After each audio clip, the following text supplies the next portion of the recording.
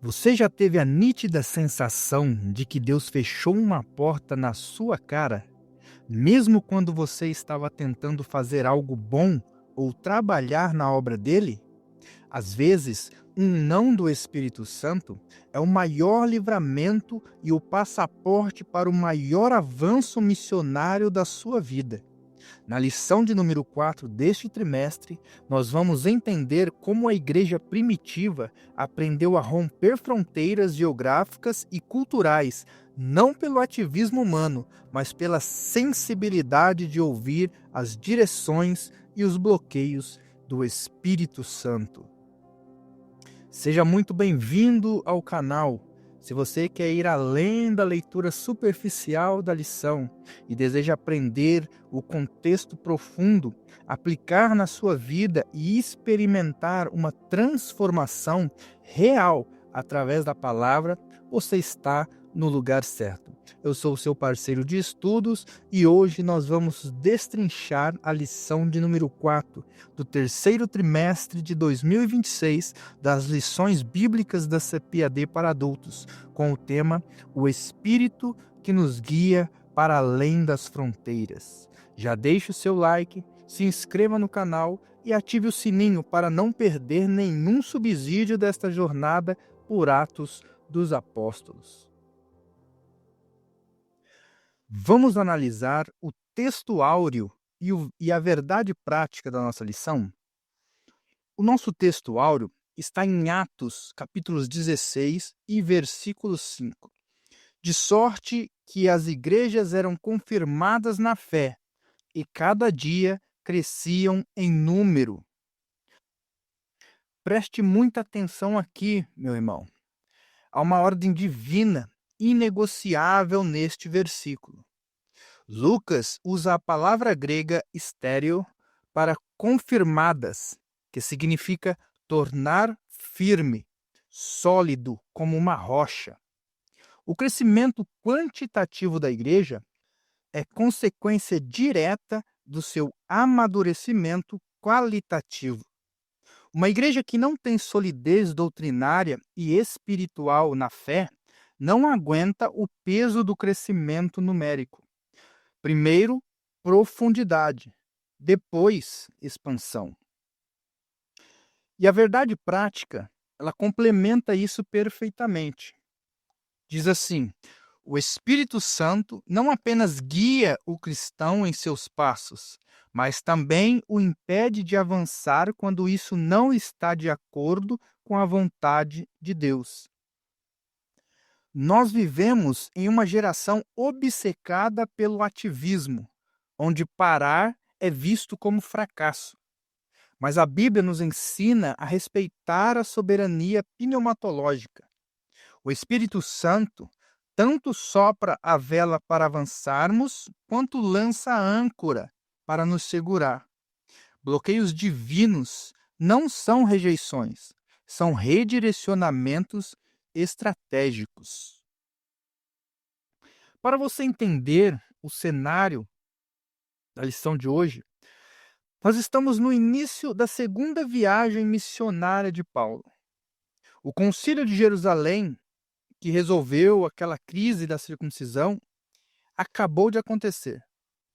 Paulo e Barnabé se separaram devido a um impasse sobre João Marcos. Barnabé pega Marcos e vai para Chipre. Paulo escolhe Silas e decide revisitar as igrejas da Ásia Menor. É aqui, no coração da atual Turquia, no meio de estradas romanas pedregosas e tensões pastorais, que o Espírito Santo decide mudar completamente o mapa das missões mundiais, empurrando o Evangelho em direção à Europa. Deus estava prestes a quebrar as fronteiras culturais do mundo antigo. Vamos ao tópico 1 da nossa lição. Lídia, quando o Espírito abre o coração e funda uma igreja. O subtópico 1, a direção soberana do Espírito na segunda viagem missionária. Na segunda viagem missionária, o destaque recai não apenas sobre a expansão geográfica da Igreja, mas sobre a condução soberana do Espírito Santo em cada decisão. Após a separação entre Paulo e Barnabé, Paulo parte com Silas, recomendado pela Igreja, e em Listra incorpora Timóteo à equipe missionária. Ao tentarem avançar para a Ásia e para a Bitínia, são impedidos pelo Espírito, aprendendo que a missão não avança apenas por estratégia humana, mas por sensibilidade espiritual. Em Troade, Paulo recebe a visão do varão macedônio, confirmando a direção divina rumo à Europa. Meus irmãos, entramos agora no coração da nossa lição. E a primeira coisa que precisamos entender no tópico 1 é que a obra missionária não é uma empresa humana governada por organogramas. Ela é um organismo vivo, governado pelo Espírito Santo. Olha o cenário. Após o Concílio de Jerusalém, Paulo e Barnabé se separam devido a um impasse sobre João Marcos. Barnabé pega Marcos e ruma para Chipre. Paulo escolhe Silas, parte com a bênção da igreja e, ao chegar em Listra, agrega o jovem Timóteo à equipe. A equipe parece perfeita. O plano é excelente, mas o texto bíblico nos dá um choque de realidade. Eles tentam pregar na província da Ásia, e o texto diz que foram impedidos pelo Espírito Santo. Tentam ir para Bitínia, e o texto repete: o Espírito de Jesus não lhe permitiu. Meus irmãos, a missão não avança apenas por ativismo ou estratégia, mas por sensibilidade espiritual. Às vezes, o maior sinal de poder não é uma porta se abrindo, mas a maturidade de aceitar uma porta que o Espírito fechou. Para a gente visualizar isso no mapa, imagine a equipe de Paulo caminhando por centenas de quilômetros pelas famosas estradas romanas da Anatólia, atual Turquia. Eles estão cercados por grandes centros urbanos, mas o Espírito os empurra até a borda do continente, na cidade portuária de Troade. Troade era uma colônia romana estratégica, o ponto de conexão marítima entre a Ásia e a Europa. Ali, naquela cidade portuária, Paulo tem uma visão celestial durante a noite. Um homem da Macedônia em pé, rogando-lhe: passa a Macedônia e ajude-nos. Preste atenção em um detalhe literário riquíssimo que quase ninguém nota. É exatamente a partir de Troade, no versículo 10, que Lucas muda a narrativa de eles para nós. Procuramos partir para a Macedônia. Isso significa que o próprio médico Lucas se uniu à equipe missionária ali. O não de Deus na Ásia levou Paulo ao lugar onde ele encontraria novos cooperadores e a rota para a evangelização do Ocidente. Se abrirmos o texto grego para entender esses bloqueios divinos, descobriremos duas expressões impressionantes. No versículo 6, a palavra para impedidos é koluo, que significa proibir, barrar o avanço. No versículo 7, quando diz que o Espírito não permitiu, a expressão é ouk eiazen, uma negação absoluta e ativa. A teologia pentecostal clássica enxerga aqui a soberania pneumatológica. O Espírito Santo possui personalidade, vontade própria e autoridade executiva sobre a igreja. Ele não é uma força impessoal que nós usamos. Ele é o Senhor da seara que nos usa. Paulo queria a Ásia, mas o Espírito queria a Europa. Paulo olhava para o presente, mas o Espírito olhava para os séculos seguintes da história humana. Escute bem, frustrações geográficas ou ministeriais podem ser, na verdade, redirecionamentos soberanos de Deus. Você pode estar hoje chorando por uma porta de emprego que fechou, por um projeto de ministério que não deu certo, ou por um relacionamento que não avançou. Aprenda com Paulo e Silas. Em vez de murmurar contra o bloqueio, continue caminhando até Troade. Continue em oração e total dependência. Quem é guiado pelo Espírito não vive por vista, vive por direção. O mesmo Espírito que diz não para os seus planos na Ásia, já preparou um sim extraordinário para você na Macedônia. Descanse na soberania de Deus. E eu quero deixar aqui uma pergunta para você responder aqui nos comentários do vídeo.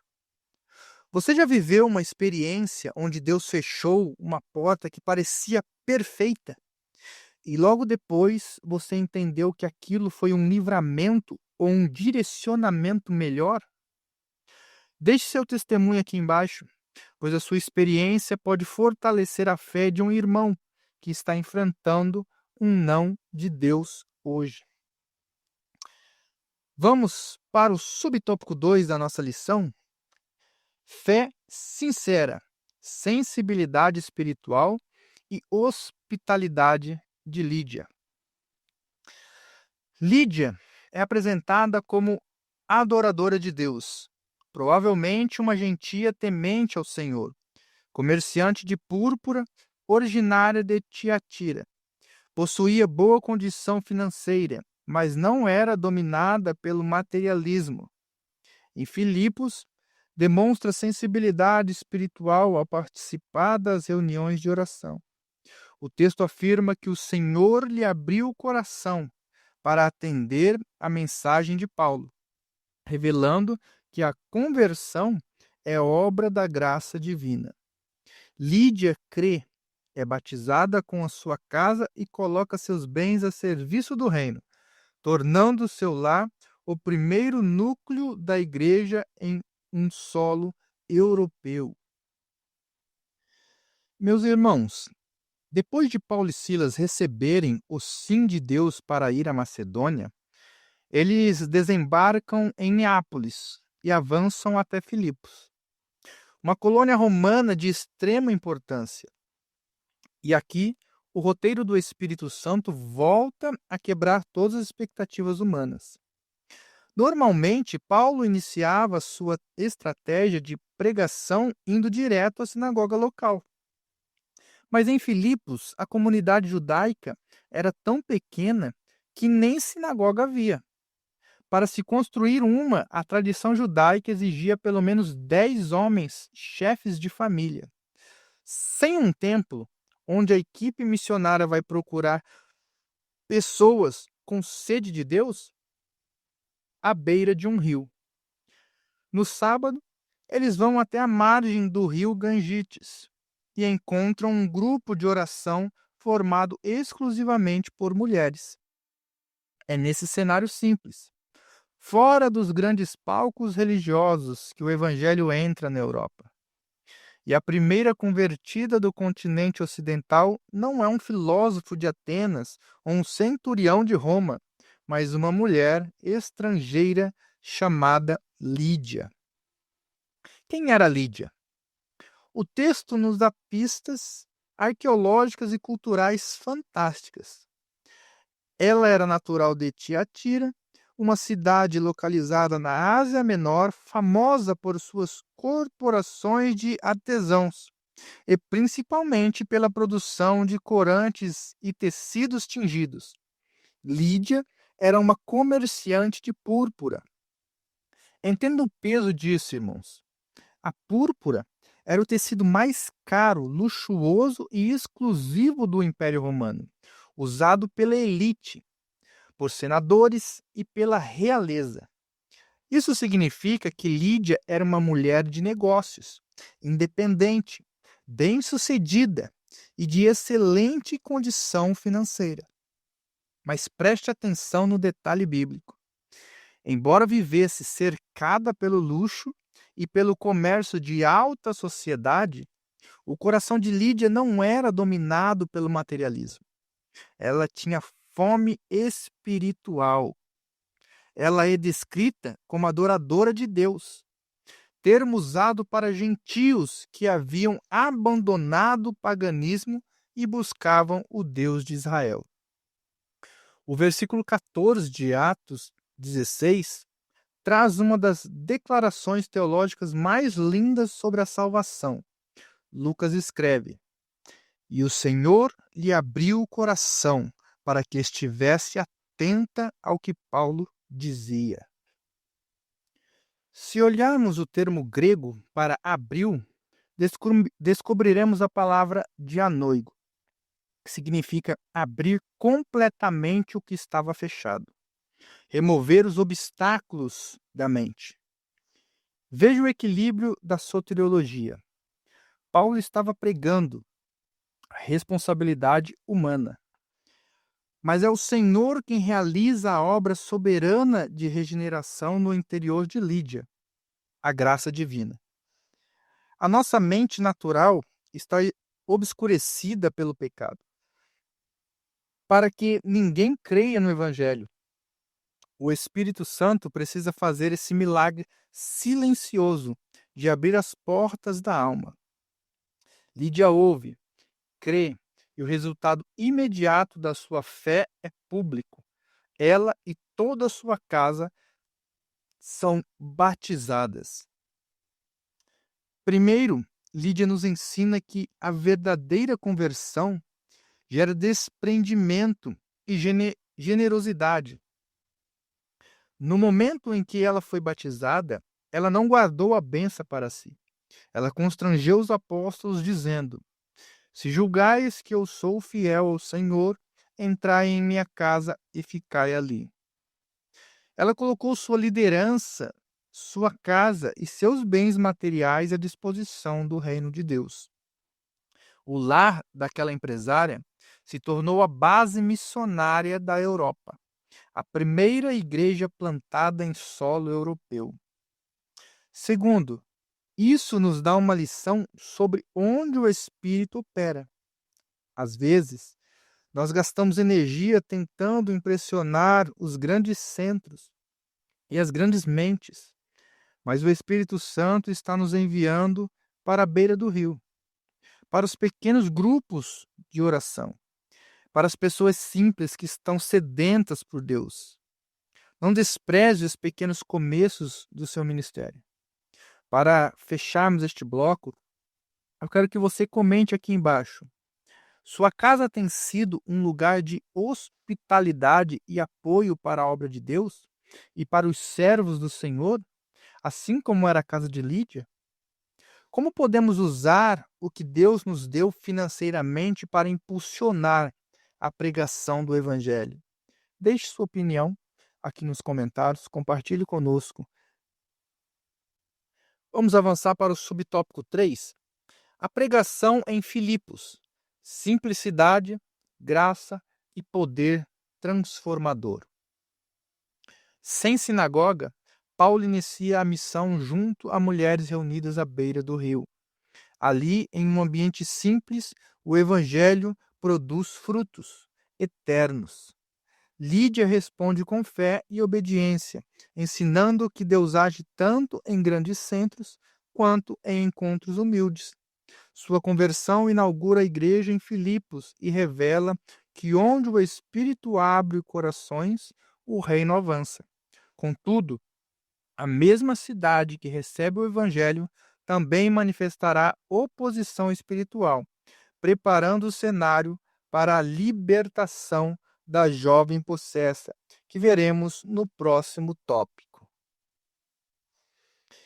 E, meus irmãos, fechando o nosso tópico 1 com chave de ouro, olhe que reviravolta maravilhosa o Espírito Santo opera em Filipos. Nós muitas vezes achamos que para a obra de Deus avançar e impactar uma cultura, nós precisamos de grandes palcos, mega estruturas e auditórios lotados. Mas o nascimento da igreja na Europa nos dá uma lição fulminante de simplicidade. Sem sinagoga na cidade, Paulo e sua equipe iniciam a missão assentados à beira de um rio, conversando com um pequeno grupo de mulheres. Ali, naquele ambiente, sem holofotes, o evangelho manifesta o seu poder transformador mais puro. Lídia ouve seu coração, é tocado pela graça divina e ela responde imediatamente com fé pública e obediência. Meus irmãos, grave isto para a sua vida. Deus não precisa de grandes palcos humanos para fazer coisas extraordinárias. Ele só precisa de corações abertos e servos dispostos a pregar a palavra na simplicidade do Espírito Santo. Geograficamente, esse encontro aconteceu nas margens do rio Ganges, situado a pouco mais de 1 quilômetro a oeste das muralhas da colônia romana de Filipos. Na cultura romana da época, as mulheres geralmente ocupavam posições secundárias na vida pública e política. No entanto, o livro de Atos nos mostra que no reino de Deus, barreiras culturais e de gêneros são perfeitamente rompidas pelo Espírito Santo. A conversão de Lídia inaugura a comunidade filipense, que mais tarde se tornaria uma das igrejas mais amorosas e parceiras do ministério de Paulo, como lemos na Epístola aos Filipenses. Onde o Espírito encontra sensibilidade, ali o reino estabelece uma base espiritual inabalável. Ao analisarmos o texto bíblico, percebemos que a simplicidade do método contrasta com a riqueza teológica do fruto. Lucas nos mostra a harmonia perfeita da soteriologia, a pregação simples da cruz, unida à ação invisível da graça que convence o pecador. O texto grego deixa claro que a resposta de Lídia não foi apenas intelectual, mas uma transformação que alcançou a sua casa, transformando o ambiente doméstico em um santuário de comunhão. Mas preste atenção no gancho que o próprio Lucas deixa no texto. A mesma cidade que acolhe o evangelho com mansidão à beira do rio, também vai manifestar uma violenta oposição espiritual nos dias seguintes. O avanço do reino sempre incomoda o império das trevas. A conversão de Lídia lança os alicerces da igreja, mas também prepara o cenário para o próximo confronto espiritual que a equipe de Paulo enfrentará, a libertação da jovem possessa pelo espírito de adivinhação. E como nós podemos aplicar essa verdade para sairmos desta lição transformados? Primeiro, pare de desprezar os encontros humildes e as pequenas oportunidades que Deus te dá. Às vezes você está orando por um grande ministério itinerante, mas Deus quer que você pregue para aquelas pessoas no banco da praça, para o seu colega de trabalho, ou em uma pequena reunião de oração na sala de uma casa. O fruto eterno nasce da fidelidade no pouco. Segundo, esteja preparado para a guerra espiritual. Quando começamos a ganhar almas e expandir as fronteiras do reino de Deus na simplicidade da fé, as trevas tentam se levantar para nos intimidar. Mas fique firme. A mesma graça que abriu o coração de Lídia é o poder que esmaga as fortalezas do inimigo. O Espírito que nos guia para além das fronteiras é o mesmo que nos garante a vitória em meio à batalha. E para encerrarmos este primeiro tópico da nossa lição, comente aqui embaixo. Você já teve a experiência de pregar o Evangelho em um lugar simples ou para poucas pessoas e ver Deus operar um milagre de conversão extraordinário? Quero muito ler essa história aqui nos comentários. Deixe seu like se este primeiro bloco te abençoou e continue ligado, porque agora nós vamos entrar no tópico 2, onde o cenário de Filipos muda da paz do rio para o confronto direto com as forças das trevas. Então vamos ao nosso tópico 2. A libertação da jovem possessa e o confronto com os poderes das trevas. O subtópico 1, a expulsão de um espírito de adivinhação. Mesmo tendo como base a casa de Lídia, Paulo e seus companheiros continuavam a frequentar o lugar de oração. Numa dessas ocasiões, encontraram uma jovem escrava possessa por um espírito de adivinhação, prática condenada pelas Escrituras. Embora falasse verdades sobre os missionários, seu testemunho não procedia de Deus, à semelhança dos demônios que reconheceram Jesus. Perturbado, Paulo ordenou em nome de Jesus Cristo que o espírito saísse dela, e a libertação foi imediata, revelando a autoridade do evangelho sobre as trevas.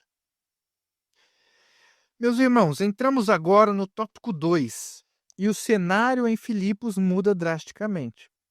Nós saímos da calmaria e da paz das reuniões de oração à beira do rio, na casa de Lídia, e somos lançados diretamente para o campo de batalha da guerra espiritual.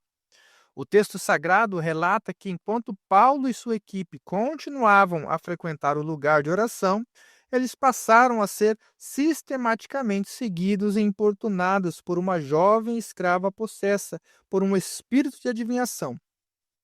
Dia após dia, aquela jovem gritava atrás deles: Estes homens que nos anunciam o caminho da salvação são servos do Deus Altíssimo.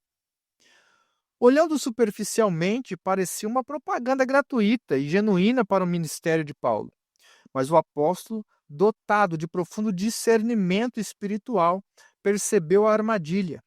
Perturbado com aquela encenação satânica, ele se volta e ordena diretamente ao espírito: Em nome de Jesus Cristo, te mando que saias dela. E a Bíblia diz que na mesma hora o espírito a deixou.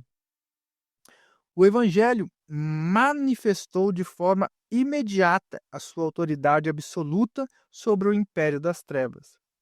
Para compreendermos a gravidade desse episódio, precisamos mergulhar no contexto cultural e religioso de Filipos. Lucas utiliza uma expressão grega muito específica para descrever o estado daquela jovem. Ele diz que ela tinha um pneuma pitona, traduzido literalmente como um espírito de Piton, ou espírito pitônico. Na mitologia grega, a serpente Piton guardava o famoso oráculo de Delfos até ser morto pelo deus Apolo. A partir de então, qualquer pessoa que manifestasse a capacidade de adivinhar o futuro ou falar em transe era vista como alguém possuída pelo espírito de Piton. Aquele jovem escrava, portanto, era tida pela sociedade filipense como uma médium canalizadora de divindades pagãs. Devido a essa fama, ela gerava um lucro financeiro astronômico para os seus senhores através da prática da adivinhação. Ela era duplamente escrava, cativa no mundo físico pelos seus patrões e cativa no mundo espiritual por um demônio. Teologicamente, por que Paulo ficou perturbado e não aceitou o testemunho da jovem se o que ela gritava era estritamente verdade? A resposta está no alinhamento com toda a Escritura. A adivinhação, o ocultismo e a consulta aos mortos são práticas severamente condenadas por Deus desde o Antigo Testamento, como vemos em Deuteronômio, capítulo 18, do verso 9 ao 11. O reino das trevas opera por meio do engano e da falsificação. Assim como os demônios gritavam a identidade de Jesus nos evangelhos, o objetivo daquele espírito em Filipos era criar uma associação pública entre o evangelho e o paganismo. Se Paulo aceitasse aquele endosso, a mensagem da cruz seria misturada com a feitiçaria local. O termo para perturbado no versículo 18 é diaponel, que indica uma indignação santa, uma dor profunda na alma. Paulo não tolerou o sincretismo religioso. Ele sabia que o nome de Jesus Cristo possui exclusividade e suficiência. A verdade de Deus não precisa e não aceita a propaganda do inferno. E como nós podemos aplicar essa lição em nossa liderança e vida diária hoje para experimentarmos uma transformação? Primeiro, a igreja atual precisa urgentemente resgatar o discernimento espiritual. Nem tudo que fala de Deus procede de Deus. Vivemos dias de profundo sincretismo, onde heresias, filosofias humanistas e práticas antibíblicas tentam se fantasiar de espiritualidade para entrar nos púlpitos e nos corações. O erro doutrinário muitas vezes se apresenta disfarçado de elogio ou de boas intenções. Precisamos julgar tudo pelo crivo inegociável da palavra de Deus. Segundo, este texto reafirma a autoridade do nome de Jesus. A libertação daquela jovem foi instantânea.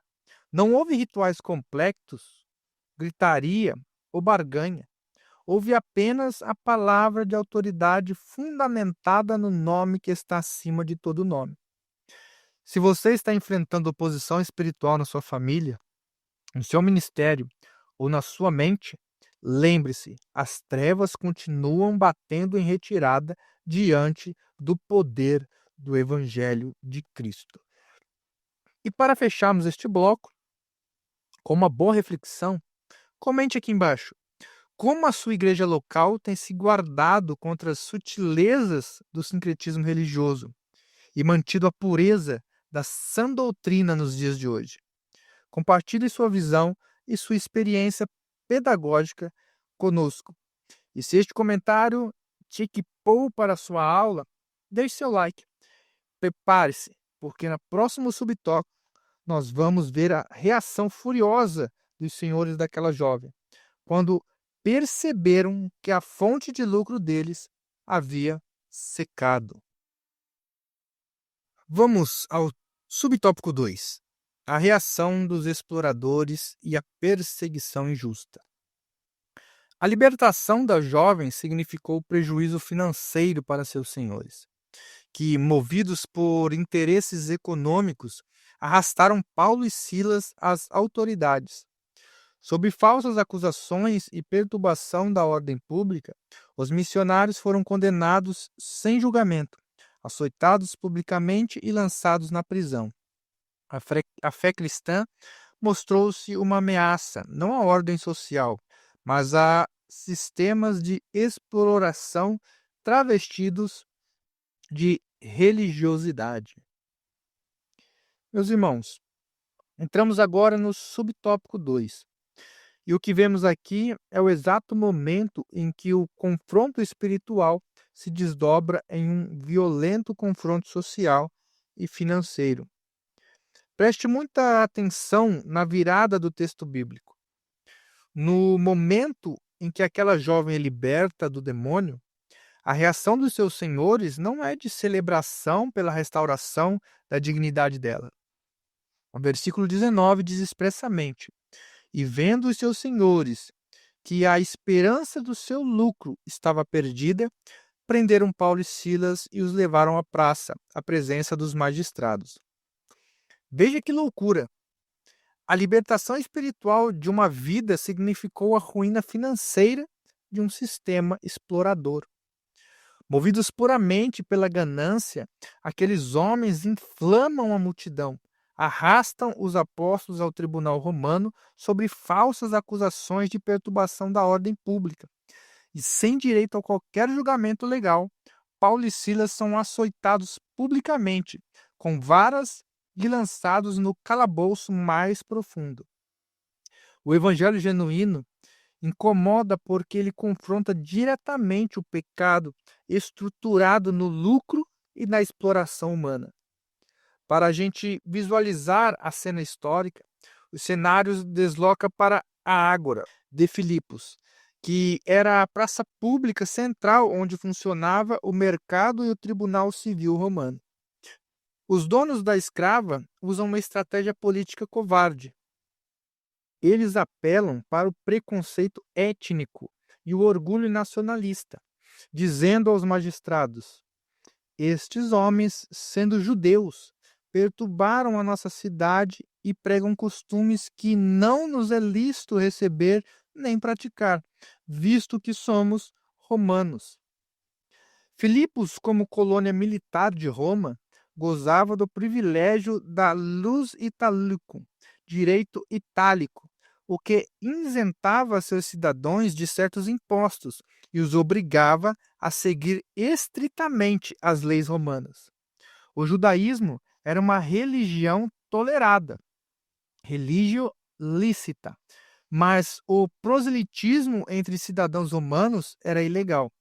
Aqueles exploradores instrumentalizaram a lei e o patriotismo para mascarar uma vingança financeira pessoal.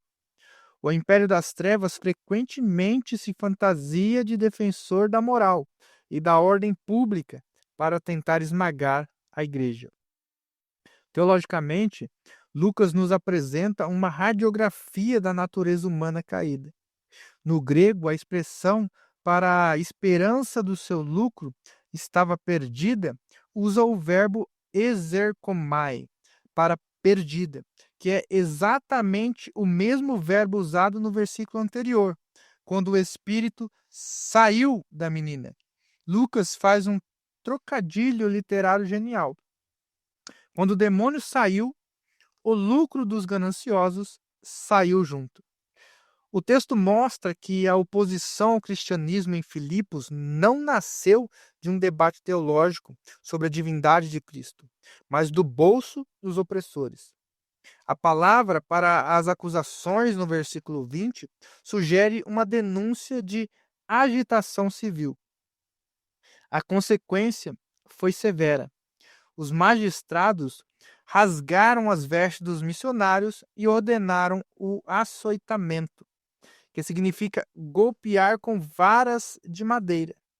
Este ato era uma violação direta aos direitos de cidadania romana que Paulo possuía.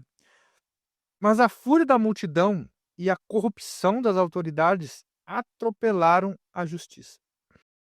E como nós aplicamos isso em nossa caminhada diária para sermos transformados? Primeiro, entenda de uma vez por todas: a fidelidade ao Evangelho vai atrair perseguição. Se a sua mensagem e o seu estilo de vida não incomodam um sistema corrompido deste mundo, há algo de errado com a sua pregação, meu irmão. O Evangelho liberta os cativos, e sistemas baseados na exploração da miséria alheia, na ganância e na imoralidade sempre se levantarão contra a igreja fiel. Segundo, esteja preparado para sofrer injustamente por amor a Cristo. Paulo e Silas foram açoitados e presos sem um julgamento justo, mas eles sabiam que a aprovação do tribunal celestial é infinitamente superior à dos tribunais da terra. Quando você for alvo de mentiras, falsas acusações ou retaliações por fazer o que é certo no seu trabalho, na sua faculdade ou na sociedade, não se desespere. Deus está vendo a sua integridade. Para fecharmos este subtópico, eu quero que você responda aqui nos comentários. Você já passou por uma situação onde fazer a coisa certa, segundo a palavra de Deus, acabou te gerando prejuízo material ou perseguição de pessoas gananciosas? Como você reagiu a essa prova? Deixe seu relato aqui embaixo. E nós vamos avançar para o subtópico 3. A falha da justiça humana. Os magistrados romanos ignoraram o devido processo legal e violaram os direitos de Paulo e Silas como cidadãos romanos. O episódio evidencia que a justiça humana é falha e pode ser movida por pressões e interesses, mas isso não frustra os propósitos de Deus. Muitas vezes, o sofrimento do justo se torna instrumento para a manifestação da graça. O crente é chamado a discernir, confiar e permanecer fiel, mesmo quando agir corretamente resulta em oposição e injustiça. Deus continua soberano, inclusive nas prisões da vida. E é justamente nesse contexto que o Senhor transformará dor em testemunho, como no episódio da prisão de Paulo e Silas e a conversão do carcereiro. Meus irmãos, fechando o nosso tópico 2 com extrema profundidade, nós somos confrontados aqui com a falha da justiça humana. Olhe para o texto bíblico. Os magistrados de Filipos, que deveriam ser os guardiões da lei e da ordem romana, simplesmente rasgaram as vestes de Paulo e Silas e ordenaram que fossem açoitados, sem direito à defesa, sem investigação, sem o devido processo legal. O versículo 24 diz que o carcereiro, tendo recebido tal ordem, os lançou no cárcere interior e lhes segurou os pés no tronco. Meu irmão, use isso na sua aula para gerar um choque de realidade. A justiça terrena é terrivelmente falha e muitas vezes é corrompida por pressões sociais, preconceitos e interesses financeiros. Mas a grande verdade teológica que brilha na escuridão daquela cela é que a falha dos homens nunca frustra os propósitos soberanos de Deus. O sistema corrompido achou que estava calando os apóstolos, mas estava apenas pavimentando o caminho para o próximo milagre. Se analisarmos este texto à luz de toda a narrativa de Atos, descobriremos que os magistrados cometeram um crime grave contra o próprio direito romano. Mais adiante, no versículo 37, Paulo vai revelar: açoitaram-nos publicamente e, sem sermos condenados, sendo cidadãos romanos, nos lançaram na prisão. A lei Lex Valéria e a Lex Porcia proibiam terminantemente o açoitamento e a prisão de um cidadão romano sem um julgamento formal e o direito de apelação. Mas por que o Espírito Santo permitiu que eles passassem por essa injustiça legal antes de intervir? Porque a soteriologia e a providência divina operam de formas misteriosas. O Salmo 37, nos versos 12 e 13, nos lembra que o ímpio maquina contra o justo, mas o Senhor se rirá dele, pois vê que vem chegando o seu dia. Deus usou sua própria ilegalidade dos magistrados e o sofrimento temporário dos apóstolos como uma chave. O cárcere de dor foi transformado em um instrumento cirúrgico da graça divina. E como nós podemos aplicar essa lição tão dura para sermos transformados hoje? Primeiro, você precisa entender que agir corretamente segundo a palavra de Deus pode sim resultar em oposição e injustiça temporal. O cristão autêntico não vive sob a ilusão de um evangelho triunfalista, que promete ausência de problemas. Às vezes, fazer a vontade de Deus vai te colocar no cárcere interior, das pressões da vida.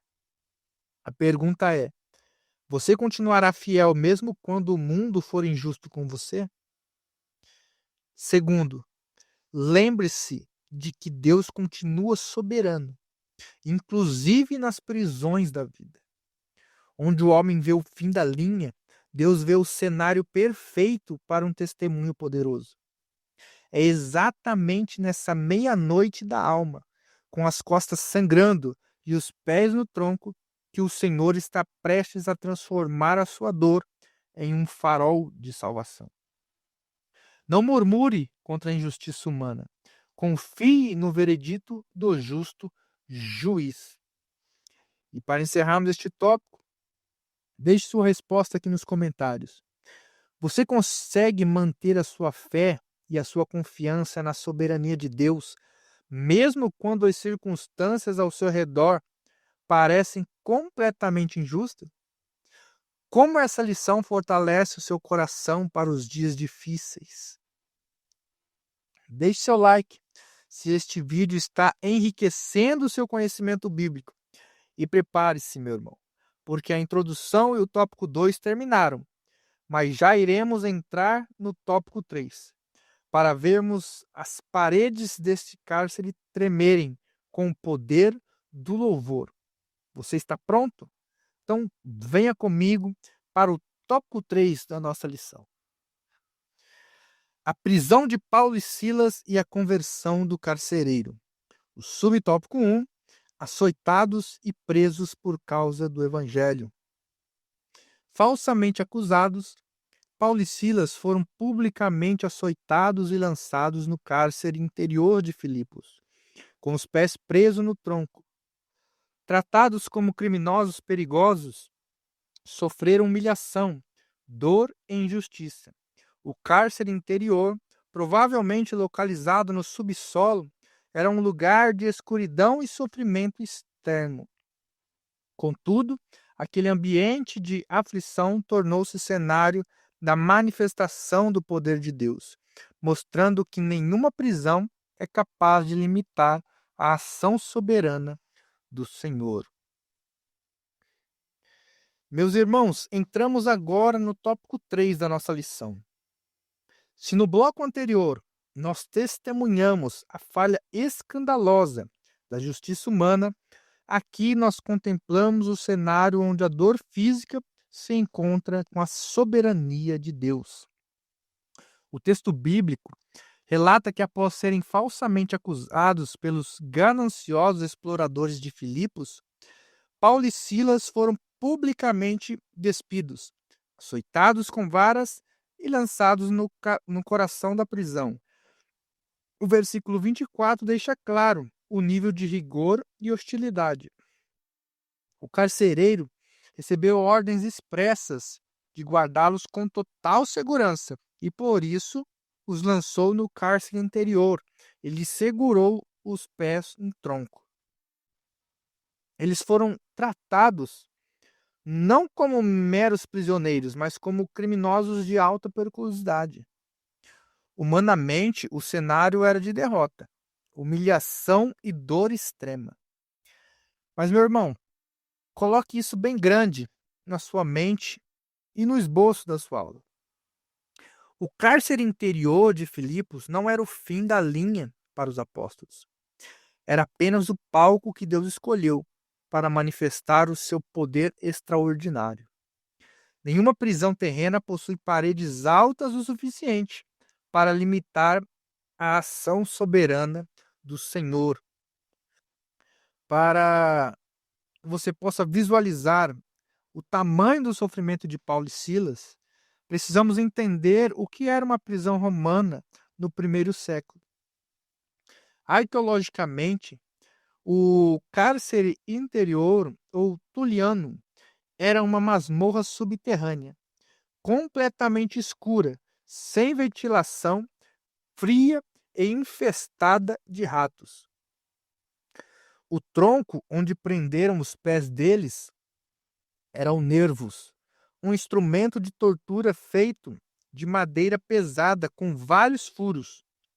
Ele forçava as pernas dos prisioneiros a ficarem excessivamente afastadas, causando cãibras violentas, dores insuportáveis na coluna e impedindo qualquer movimento. Além disso, as costas de Paulo e Silas estavam em carne viva, devido aos açoites recentes. Humanamente falando, eles estavam no limite da dor física e da humilhação pública. A justiça de Roma falhou miseravelmente com eles. Como podemos ver, o sistema prisional romano não era nada agradável, né? E a cela que o Paulo e Silas estavam não tinha nada de agradável. As costas dos missionários haviam sido dilaceradas pelos açoites recentes e não receberam qualquer tratamento médico. Eles estavam sangrando, no escuro, incapazes de se mover ou de aliviar as dores do corpo. Filipos era uma colônia romana que orgulhava-se de sua civilidade, mas aplicou contra os servos de Deus a mais brutal barbárie. Se fizermos a exegese teológica desse momento, percebemos que Lucas quer destacar o cumprimento da própria palavra de Jesus sobre o custo do discipulado. No texto grego, a expressão para cárcere interior é essoteran psilakian, indicando a cela mais profunda e isolada, o lugar de onde ninguém escapava. A perspectiva pentecostal clássica nos convida a contemplar a pneumatologia em ação no meio do sofrimento. Embora os corpos de Paulo e Silas estivessem retidos no Esson Terã, o espírito deles permanecia livre e conectado com o trono da graça. A teologia bíblica nos ensina que o sofrimento por causa do evangelho não significa ausência de Deus. Pelo contrário, na teologia da cruz, a aflição do justo frequentemente atrai a manifestação mais visível da glória divina. O inimigo pensou que, ao prender os pés dos pregadores, paralisariam a mensagem, mas o evangelho não pode ser algemado, meus irmãos. E como nós podemos aplicar essa passagem contundente para sairmos dessa lição transformados? Primeiro, entenda que a fidelidade a Cristo pode te custar caro neste mundo. Paulo e Silas não foram presos por cometerem crimes, mas por libertarem uma jovem e pregarem a verdade. Se você estiver enfrentando oposição, zombaria ou perseguição no seu trabalho, na sua família ou na faculdade por causa da sua fé e da sua postura ética, não ache que Deus te abandonou. Você está trilhando o mesmo caminho dos profetas e dos apóstolos. Segundo, lembre-se de que o seu cárcere interior, seja ele uma crise financeira, uma enfermidade no corpo ou uma angústia na alma, não pode limitar a soberania de Deus na sua vida. Onde o mundo decreta o isolamento e o fim, o Espírito Santo começa a preparar o terremoto da libertação. Mantenha sua sensibilidade espiritual ativa, mesmo na dor. Para fecharmos este primeiro subtópico, quero que você interaja aqui comigo, aqui embaixo nos comentários. Você já passou por um momento de tanta aflição e escuridão que parecia estar em um cárcere interior espiritual? Como você percebeu o sustento do Senhor nesta hora difícil?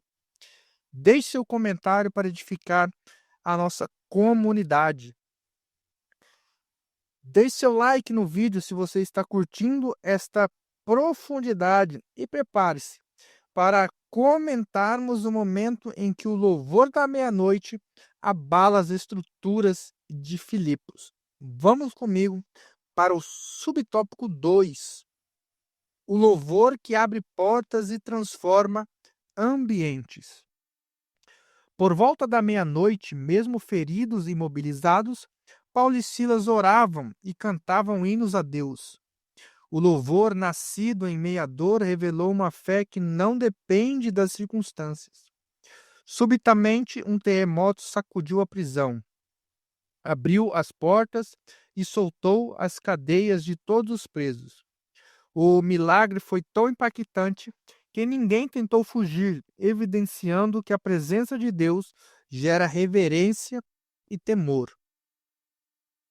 Meus irmãos, chegamos agora ao subtópico 2, um dos episódios mais extraordinários e conhecidos de todo o livro de Atos. E o texto sagrado começa nos dando um choque na nossa teologia de conveniência. Imagine o cenário. As costas de Paulo e Silas estão laceradas pelo açoite romano. A cela é escura, o ar é rarefeito e suas pernas estão esticadas ao limite no tronco da madeira. Humanamente, seria a hora perfeita para a murmuração, para a revolta ou para o desespero.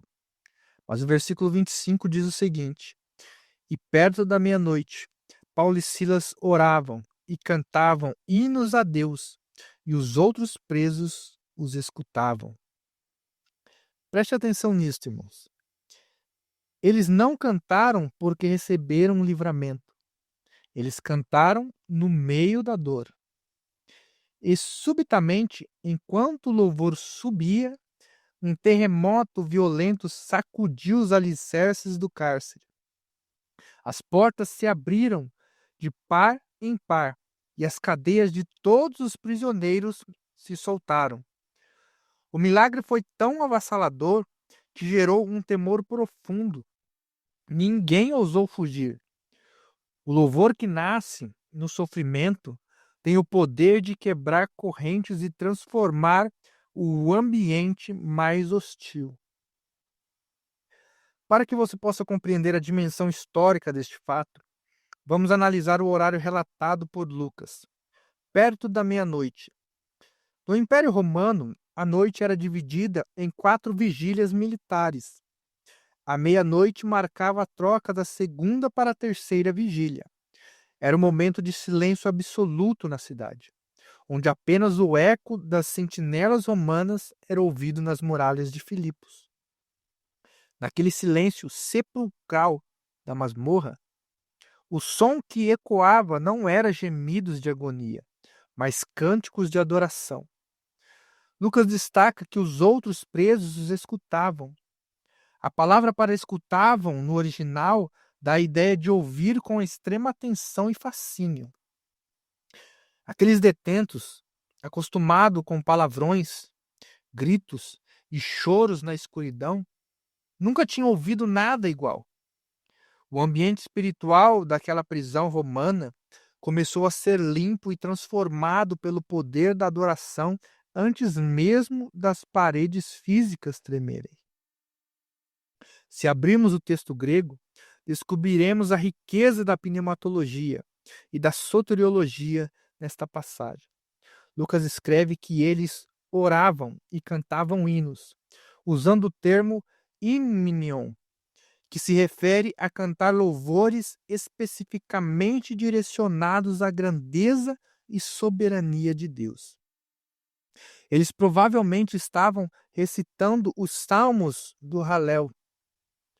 A atitude de Paulo e Silas é a tradução prática de Romanos capítulo 5, versículo 3 e Tiago capítulo 1, versículo 2. A fé cristã autêntica não é condicionada pelo bem-estar circunstancial. Ela se gloria nas próprias tribulações. No versículo 26, a expressão para o abalo físico é seismos megas, um grande terremoto. Mas o elemento verdadeiramente sobrenatural não foi o tremor de terra em si, uma região propensa a abalos sísmicos, mas o fato cirúrgico de que o terremoto não derrubou o teto sobre eles, mas apenas abriu as fechaduras e desprendeu as correntes das paredes. A teologia pentecostal clássica reconhece aqui a intervenção direta e soberana do Espírito Santo. O louvor não compra o milagre, mas posiciona o crente para testemunhar a manifestação da glória de Deus. E como nós aplicamos essa verdade em nossa vida para experimentarmos transformação hoje? Primeiro, mude a sua postura na meia-noite das suas lutas. A murmuração retém você no tronco, mas o louvor te liberta. Quando a dor apertar, quando a injustiça bater à sua porta, ou quando você parecer encurralado pelas circunstâncias, comece a orar e a exaltar a soberania de Deus. O louvor em meio à prova é a maior declaração de que o seu Deus é infinitamente maior do que o seu problema. Segundo, lembre-se de que o seu testemunho na crise está sendo ouvido por outras pessoas. Os presos escutavam os apóstolos. A forma como você reage ao sofrimento, à enfermidade ou à perda serve de bússola espiritual para os que estão ao seu redor. Uma vida que louva na escassez prega mais alto do que 1000 sermões na prosperidade. Seja um instrumento de transformação onde Deus te colocou. E para fecharmos esse subtópico impactante, responda aqui nos comentários do canal. Você já experimentou a paz sobrenatural de conseguir louvar e adorar a Deus no momento mais difícil e escuro da sua caminhada? O que aconteceu no seu coração depois disso? Compartilhe aqui nos comentários para edificar os irmãos. E deixe seu like. Abençoado e prepare-se, porque estou pronto para comentar o desfecho glorioso da salvação da família daquele carcereiro. Você está pronto para ouvir? Então vamos, siga junto comigo para o subtópico 3, a conversão do carcereiro e a vitória da graça. Ao ver as portas abertas, o carcereiro, tomado de desespero, tentou tirar a própria vida, mas foi impedido por Paulo. Profundamente impactado, perguntou: "Que devo fazer para ser salvo?" A resposta foi clara: "Crê no Senhor Jesus Cristo e serás salvo, tu e a tua casa." Ele creu, cuidou das feridas dos missionários, foi batizado com a sua família e recebeu-os com alegria. Onde o evangelho entra, vidas e lares são transformados. Este episódio ensina que Deus continua soberano, mesmo nas prisões da vida. Quando o crente escolhe louvar em meio à dor e permanecer fiel diante da injustiça, o Senhor transforma sofrimento em testemunho e usa circunstâncias adversas para salvar os outros. Meus irmãos, chegamos agora ao ápice dramático e glorioso da nossa lição. No subtópico 3, a conversão do carcereiro e a vitória avassaladora da graça divina. Imagine o choque daquela cena. Após o terremoto violento que abriu portas e soltou as correntes, o carcereiro acorda no susto e, ao ver o cárcere aberto, entra em completo desespero. Sobre o rigor da lei romana, se um prisioneiro escapasse sob sua custódia, o guarda deveria pagar com a própria vida. Vendo-se sem saída, ele saca a sua espada para cometer suicídio na escuridão. E é aí que a voz de Paulo ecoa com autoridade e misericórdia: "Não te faças nenhum mal, que todos aqui estamos." Aquele homem trêmulo e profundamente impactado pelo caráter e pelo poder manifestados naqueles pregadores, cai aos pés de Paulo e Silas e faz a pergunta mais importante que um ser humano pode fazer na terra: "Senhores, o que me é necessário para fazer para me salvar?" Senhores, o que me é necessário fazer para me salvar? A resposta dos apóstolos ecoa pelos séculos como a essência pura do Evangelho: "Crê no Senhor Jesus Cristo e serás salvo, tu e a tua casa." Naquela mesma hora da noite, o carcereiro que antes fustigava os apóstolos passa a lavar-lhes as feridas. Ele e toda a sua família creem, são batizados e celebram com imensa alegria a salvação que entrou naquele lar. Para você compreender o impacto cultural desse momento, precisamos entender a mente daquele carcereiro filipense. Ele era muito provavelmente um soldado romano aposentado. Filipos era povoada por veteranos das legiões romanas, homens moldados pelo estoicismo, pela rigidez militar e pela devoção aos deuses imperiais. Para um legionário romano, o suicídio era considerado um ato de honra em caso de falha no dever. Mas quando ele presenciou um terremoto cirúrgico que soltou cadeias sem derrubar as paredes, e viu que os presos não fugiram porque estavam constrangidos pela presença de Deus, a sua cosmovisão desmoronou. Ele percebeu que aqueles prisioneiros judeus possuíam uma liberdade interior que nenhuma autoridade de Roma poderia algemar. A graça de Deus foi tão cirúrgica que o homem que detinha as chaves de ferro da prisão física acabou ajoelhado, implorando pela chave espiritual que o libertaria da prisão do seu próprio pecado.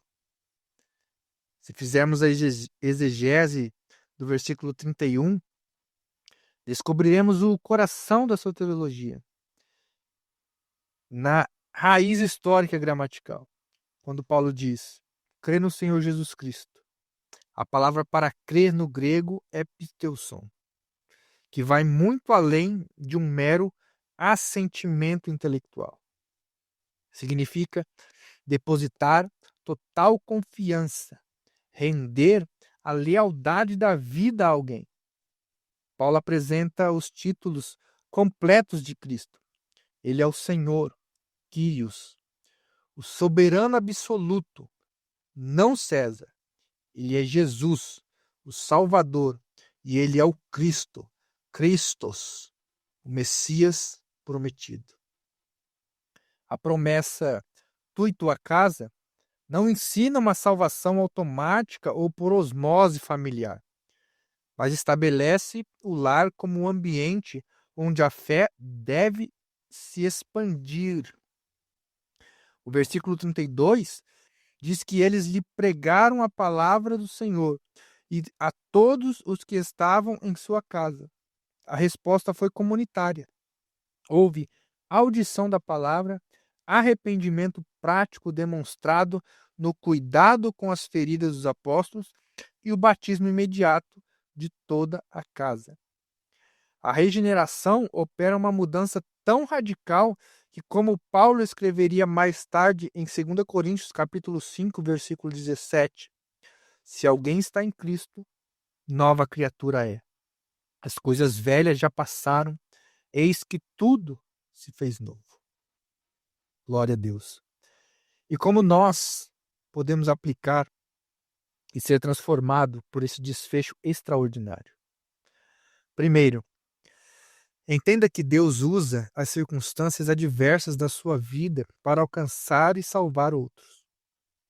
Paulo e Silas só estavam naquela prisão e passaram por aquela dor física porque Deus tinha um encontro marcado com a alma daquele carcereiro. Quando você escolhe louvar em meio à dor e permanece fiel diante da injustiça, o seu sofrimento se torna um outdoor da graça de Deus. Alguém ao seu redor pode ser liberto da escuridão ao observar a sua fidelidade no meio da prova.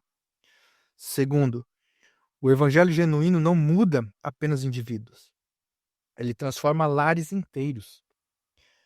A casa que antes era a residência de um soldado calejado pelo Império Romano tornou-se um santuário de adoração, comunhão e partilha. Que a sua fé em Cristo transborde de tal maneira que alcance a sua família, os seus filhos e os seus parentes. A salvação é para você e para a sua casa.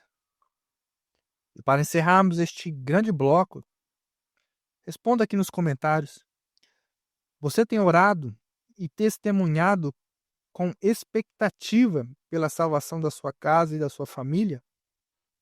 Como a transformação da sua própria vida tem servido de testemunho para os seus familiares? Escreva aqui embaixo. A sua resposta pode edificar a escola bíblica de muitas pessoas. Meus irmãos, chegamos ao final desta jornada extraordinária pela lição 4. E o texto sagrado, ao olhar retrospectivamente para a trajetória do apóstolo Paulo, nos mostra que após cerca de 3 anos de uma intensa, desafiadora e frutífera atividade missionária, Paulo finalmente retorna à Antioquia da Síria. Ele encerra ali um ciclo que ficou profundamente marcado não pela lógica ou pela força humana, mas pela direção soberana do alto, por uma perseverança inabalável e por frutos que permanecem até os dias de hoje. A narrativa de Atos dos Apóstolos nos deixa um legado inegociável. A obra missionária e a expansão do reino não são eventos isolados ou sazonais. Elas constituem uma missão contínua que exige de cada um de nós fidelidade absoluta, mesmo quando estamos cercados por violentas oposições. Quando a igreja se deixa guiar pelo Espírito Santo, os crentes são fortalecidos na fé, as cadeias espirituais e sociais são despedaçadas e novas comunidades cristãs são estabelecidas, rompendo fronteiras e alcançando até mesmo o solo europeu. Teologicamente, esta lição nos confronta com a necessidade urgente de obreiros e professores que estejam genuinamente comprometidos com a verdade da palavra e agudamente sensíveis à voz do Espírito Santo em cada etapa da caminhada cristã. Aprendemos aqui a teologia do direcionamento divino. Deus é quem governa a história e a geografia das missões. O mesmo Espírito que soberanamente diz não aos planos de Paulo na Ásia Menor é aquele que abre a porta da Europa através do coração de Lídia e do terremoto na prisão de Filipos. Vimos que a nossa dor e as injustiças humanas que sofremos por amor ao Evangelho não significam o abandono de Deus, mas podem ser um instrumento cirúrgico que a graça divina utiliza para operar a salvação no lar de um aflito, como aconteceu com o carcereiro. A soberania de Deus não é anulada pelas paredes de um cárcere. Ela brilha ainda mais forte na meia-noite das nossas fidelidades. E agora, depois de recebermos tanta riqueza nesta aula, como nós aplicamos essa verdade para sairmos transformados daqui hoje? A pergunta que deve ecoar em nosso coração é: como nossa vida será moldada por essa palavra a partir de hoje? Primeiro precisamos desenvolver a sensibilidade espiritual para discernir os bloqueios de Deus. Pare de murmurar pelas portas que se fecharam ou pelos projetos ministeriais e pessoais que foram interrompidos. Confie que o Senhor da Seara sabe exatamente para onde está conduzindo os seus passos. O não temporário de Deus é apenas o prelúdio de um avanço missionário e espiritual muito maior na sua vida. Segundo, decida louvar na meia-noite da sua aflição. Não espere o terremoto acontecer para começar a cantar. Adore a Deus no meio da dor, com os pés no tronco e as feridas abertas, sabendo que o seu louvor transforma o ambiente e testemunha o poder de Cristo para todos aqueles que estão te observando no silêncio do sofrimento. Para encerrarmos a nossa aula de hoje, com chave de ouro, eu quero que você responda com muita sinceridade aqui nos comentários. Você está pronto para obedecer à direção do Espírito Santo, mesmo quando ele alterar completamente a rota que você planejou para a sua vida ou para o seu ministério? Deixe sua resposta aqui embaixo, pois ela enriquece a nossa comunidade de estudantes da Bíblia. Se este conteúdo expandiu o seu conhecimento, te deu ferramentas pedagógicas para a sua classe de escola bíblica e edificou a sua fé, deixe seu like abençoado, inscreva-se no canal Biblifix, se ainda não for inscrito, E envie este vídeo agora mesmo no grupo de WhatsApp da sua igreja, dos seus líderes, professores. Lembre-se sempre do nosso compromisso inegociável com o crescimento espiritual. Aprenda a palavra, aplique os seus princípios e transforme-se por completo. Eu vou ficando por aqui.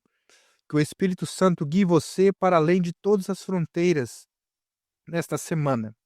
E que você tenha uma classe de escola bíblica dominical profundamente avivada. Um grande abraço.